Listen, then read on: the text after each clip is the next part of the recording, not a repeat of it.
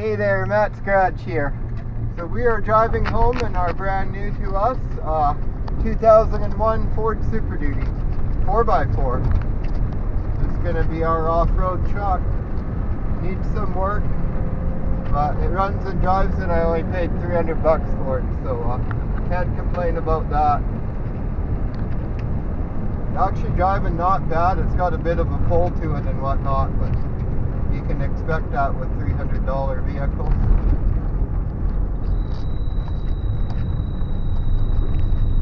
That's the heater fan just deciding to be unhappy.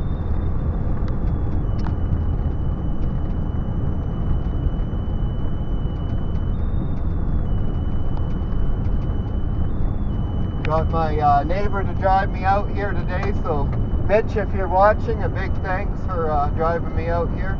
Very appreciate it. He's following me right now too, just to make sure we make it safely.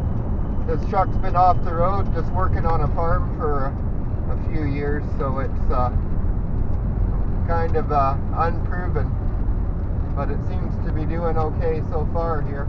We had to boost it to get it started, but oil gauge is up there. I don't know if that's a pressure or a level gauge, but she's up there, and yeah.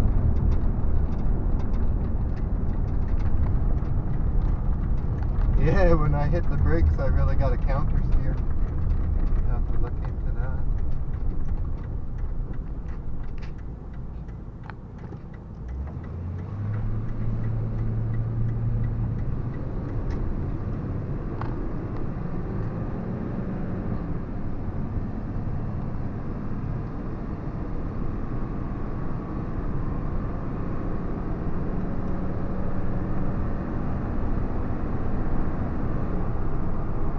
Transmission seems to shift pretty good. So we're about halfway home here and everything's going pretty good. The truck's shuddering a little going up hills and kind of sputtering and powering out, but the owner warned me of that, and I really think that a tune-up might fix it, but we'll see. I'm willing to put an engine in it if it needs an engine. It has the 5.4 gas in it, by the way. So that's sort of why I wanted it. I'm not the biggest Super Duty fan because their diesel engines do tend to have a lot of problems, but the 5.4 is kind of a decent engine, not a perfect engine, but it's got its faults, but I think I can work with one. The truck handles pretty good up at highway speed, it really does. Just going over a rough bridge here, and it's doing fine. The suspension's really quite good on it. So yes, we finally have a 4x4 at Matt's garage here, and it looks pretty darn good from this angle. And as I walk you closer to it and you see some of the defects, just remember I only paid $300 for this truck, and it runs and drives. So there you go. As I get closer, you can see the paint doesn't match. That's because the body's been repaired poorly before and the paint just didn't hold up. So I will be probably repainting the truck at some point, and of course do it on the channel. But it's in pretty rough shape. It's all dented up. It's actually been rolled, and you can see somebody's very poorly put a different box side on from a wrecker and stuff. And the guy I got it from was using it to pack bales, so you can see the tops of the bed rails are bent down and stuff. But it was originally just cool yellow color, and I plan on keeping it yellow. I think that's pretty cool. I think we're gonna call it Big Yeller. I am planning on a bit of a lift, I think just on the front, like level it up, get some lift springs for the front. You can see these factory springs actually kind of arch up, and so I think a set of lift springs would be nice on there. It came with these are like 31s, the factory size, and they got good tread on them, but they're a little bit dry rotted. I think I'm going to trust them to get us to the trails a few times, and then we're going to probably upgrade to something quite a bit bigger. And unfortunately, these rims only being 7 inches wide, there's not a huge availability of larger tires for them.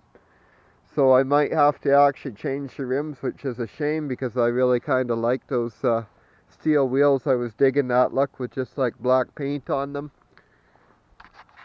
Inside the truck here, it's pretty nice, I think. I mean, again, $300 guys. So it's got a bit of a stench in here. It needs a good clean out for sure. I mean, it was working on a ranch for the last year plus. But everything opens up here. I got a spare with it there, and it'll sure be nice to have a back seat when we're off-roading, but you know, it's not like the big 4-door truck. It's a little bit shorter wheelbase, so I think it's just about perfect for what we need. I never actually expected to get like a Super Duty or anything quite this modern or anything for my price budget, really. And I was looking at all sorts of trucks. You know, I wasn't after necessarily a Ford truck. I was looking at Fords, Dodges, and Chevs. Basically any full-size 4x4 that was in my budget I was taking a close look at. And this seemed to suit my needs the best. And the price was right. And I mean, look at that clearance. You really can't beat it. If you're new to the channel, we normally off-road in that little modified Dodge Neon, and we do quite well with this car. Actually, we've gone down some pretty rough trails, but as you can see, even I got a bit of a lift in it, and I got the sway bars disconnected and all that, but it still runs out of clearance. That's normally our issue more than traction or anything else. So that's not going to be the issue here. Pretty sure it's just open differentials in it right now, but the beauty of the Super Duty is it does come with the heavy differentials, everything like that. So, you know, I can just throw a locker in there and I'm good to go. I kind of like that about the Super Duty, is that the truck's already basically built. I just have to bolt some parts onto it to improve on it. But, you know, I've got a sturdy foundation. I don't have to go and start retrofitting axles into it or anything to beef it up. For what I'm doing, it should handle it as it is. I want to put welded steel bumpers on it, like custom build them front and back with I've been looking at a 9,500 pound Smitty built winch. They're about 400 US. That seems to be about the best deal I can find on winches. I think a 9,500 pound winch would work good. This truck's just under 7,000 pounds, I believe. So you can see the back window's actually been popped out. The guy I bought it from, he hit it with a hay bale, and you can see it's crunched in down here. So I'm probably going to have to do a little bit of work to get that popped back out down there, so that I can get the top of the window to pop back in. And so his redneck solution was to put a board down there and wedge it in there, and that's holding the window in right now. But there's still some leakage there, so I got to deal with that pretty quick. You can see that there's moisture on all the windows here, so moisture's getting in there. So it's nice that the grill's good, and probably going to paint the grill in yellow. I'm going to be doing this truck in lemon twist yellow because I have a full gallon of it, of DuPont lemon twist yellow, just a single stage automotive paint. And so the plan is to do that up here down to this line here, and then from that body line down is going to be Raptor box liner, and I'm going to get it tinted to the lemon twist yellow. I'll probably bring it up around the flares here as well. I might eventually get some some flares on here again. It used to have some, but I'm going to wait until I get some wider tires, because I think that looks a little silly when people put wide flares on a truck with stock tires. And then, I mean, all the lights are pretty well broken if you get looking at them. I'm not too concerned with any of that, because I really want to deck it out with like LED lighting everywhere. So I'll be doing like probably halo headlights or something too. But the bumper's going to have like an LED light bar in it. And that might be our first quirk. I just opened the door and interior lights started blinking like a turn signal. I've never seen that before. Where's the switch for that? Is that the switch? I don't see any other switch. You can hear it's literally clicking in the signal flasher down here. So these are the spark plugs that the owner gave me with it. So that's number one. I got to get those changed out. And then under the hood, uh-oh. Well, I might have to disconnect the battery here. That's not looking good. I don't want to leave that going on.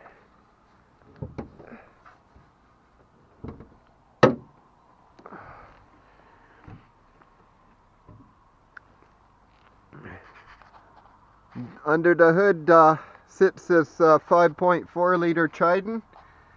And this is a 2-valve engine, I believe, in here. And I'm told the engine is weak. I'm told it uses a lot of oil and blows blue, and I know it's powering out, you know, on hills and stuff. So I got to look into that. I'm willing to put an engine in it if it needs an engine, but I'm really hoping it doesn't. These are commonly, the coil packs go weak on these. So I'm going to start with coil packs and plugs. I don't think that's been done for a long time. Going to change out the oil. The guy has been running 0W40 oil in it, and that's too thick for these engines. They should just have 530 in them ideally. All the Ford modular engines like the 4.6 and the 5.4, they have extra small oil galleries, so they have lubrication issues. If you put too thick of oil in them, it doesn't flow to the areas it needs to in time. So you're better off, even if it's using a lot of oil, to just keep putting the recommended oil in it.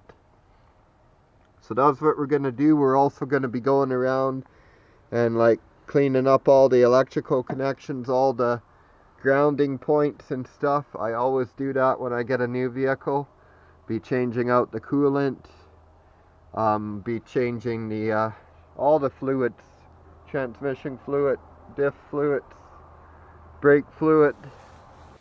Since the truck was so cheap and it's kind of neglected looking, you'd expect to see a bunch of oil leaks under here and stuff, or stuff hacked up and modified, and I really don't. Everything looks pretty unmolested under here, so that's nice. The interior lights settled down now, that's nice. So yeah, I really I love the yellow paint and the even the brown interior. I know a lot of people don't like brown interiors, but I do. So I was very excited about the color combination. I know that sounds silly considering the condition of the truck, but this way I won't have to repaint all the jams and stuff, and they'll all match. So you can see somebody's also put a different roof skin on it. It's been completely rolled over. I'll jump up there and show you in a minute. But I know these bed bolts on these Super Duties, all the Ford trucks of this era, they pretty well are a single use, and you have to grind the heads off them is normally what I do. And then you get replacement bolts. See, it's the green truck. It's got vegetation in it. Grass growing there, nice and healthy. Quite the mess up on the roof here. Oh, I see somebody sectioned a piece in is what happened. Just the back of the cab was sectioned in and very poorly. Looks like it was lap welded across there. So I'm guessing it's probably leaking on that weld and everything. So what we'll have to do is cut that seam out of there and then do a double seamed butt weld across there to repair that, and at the same time we'll fix that hole and all that. It's a little annoying, but I mean, again, 300 bucks, that's the whole reason it was 300 bucks, and if it didn't have these defects, I would have never been able to afford it. Oh, it's a long ways down. Big high truck.